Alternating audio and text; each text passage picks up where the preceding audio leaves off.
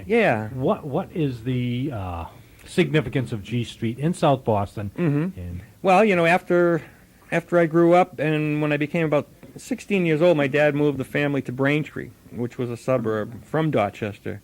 And so I worked at the gas station all those years after high school, and I finally got sick of commuting, and I was hanging around with all the guys in Southie and enjoying myself so much. I said, why not live there? So I rented an apartment on the top floor of 96 G Street. Had a beautiful spiral staircase going up to a widow's watch overlooking the bay.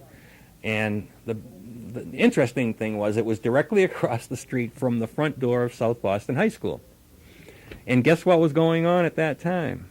Forced busing. So it was a very interesting time to be in that particular location. I mean, I would come out to go to work in the morning, and there'd be hundreds of TPF, Tactical Police Force, lining the streets with riot gear on, and there'd be hundreds of people there ready to throw rocks at buses. And believe it or not, it's easy to get caught up in the adrenaline of a situation like that. A couple of times I went out just to see what was going on.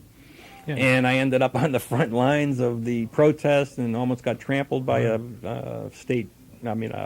Boston police horse. Yeah, and Southie is really at the epicenter of it was. It was a time in history. Violence in that area having to do with busing. It was a historic time to be there. I mean, all these things were going up. We had busing, we had organized crime, we had the gas shortages.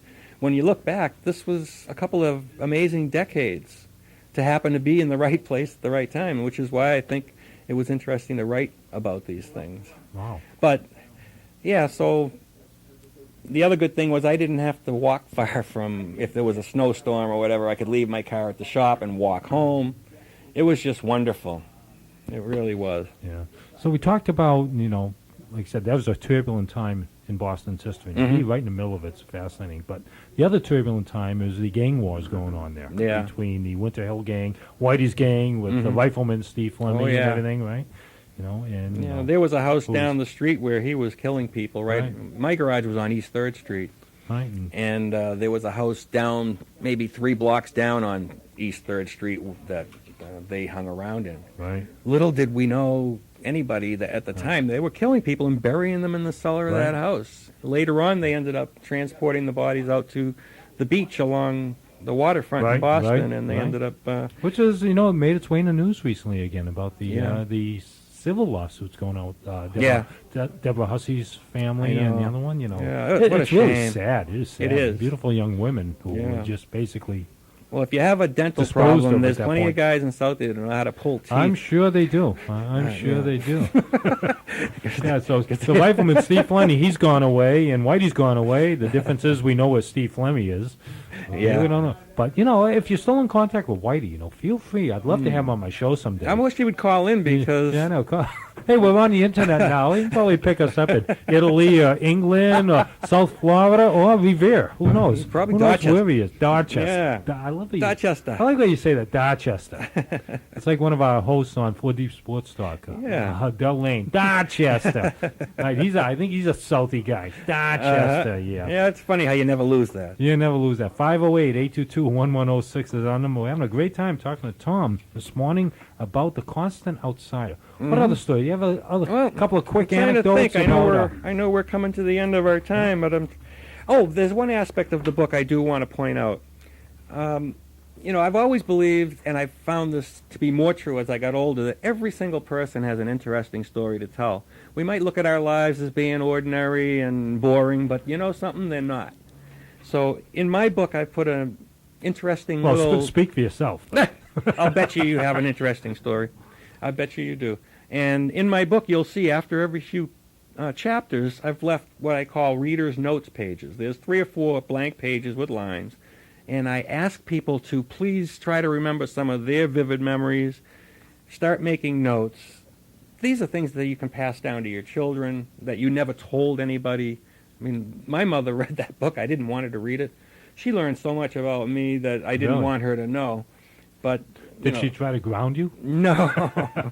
But the thing is, everybody has had people that have influenced their lives in a good or bad way. Those things need to be documented. If you've made dumb choices or good choices, write it down. Your kids will love to have this. So every so many chapters, there's a spot for you to do that. And I would say a lot of times the things that you'd want to write down come to you in the middle of the night for some reason. Right. So I keep a little notepad on my nightstand. And even in the dark, I'll just roll over and jot down, oh, yeah, this happened, or whatever. Because tomorrow morning, that thought's going to be gone. Right. And I highly recommend that people take this exercise seriously. And whether they share their information with family is up to them. But they'll find out just for themselves, for their own benefit, that their life has not been as ordinary as they feel it has been. Now, you still writing, or is this a one-shot deal? Are you going to do any additional writing? 'Cause I would like to start writing again, but the hard part of writing a book starts after you write it. Because nobody knows about the book. I Right. mean, I'm not a famous or infamous guy. So the only people that find out about this book are people that I tell about it, or if they're, word of mouth. So right now, that's what I'm concentrating on, just trying to get the word out on this one. Writing, that took me probably 4 to 5 years. Did it? Wow. Because you write it, you rewrite it, you read it, you rewrite it, because I'm not a writer. And did this all come from memory, or did you keep All journals growing up? So it was all from memory. A lot of it is memory, and what I said was, as soon as I decided to write the book, I started making notes, just a little note on a piece of paper and throwing it in a shoebox of an incident that if I wrote a book, I would like to put this into the book. Right. Because Wow. those thoughts, I say, come and go. And before you know it, you have a shoebox full of things that you can put, into chronological order, which was the hard thing. Trying to remember what happened first. Did I total this car first or the other car first? I want to thank you for joining me, Tom Cirignano, author of The Constant Outsider, Memoirs of a South Boston Mechanic. Fascinating. We're going to have you back again in the future. Thank you. And very interesting I'll be happy stuff. to come back anytime. All right, Tom, thanks. Thanks for joining me today. Thanks, everybody out there, for listening. This was Anything Goes. Be back tomorrow with more right here on 1530 WVBF. Now streaming on the web, and we proved it because we actually got a call from Colorado today. So it is working. So take care. I'll talk to you tomorrow. Bye-bye. That's wonderful.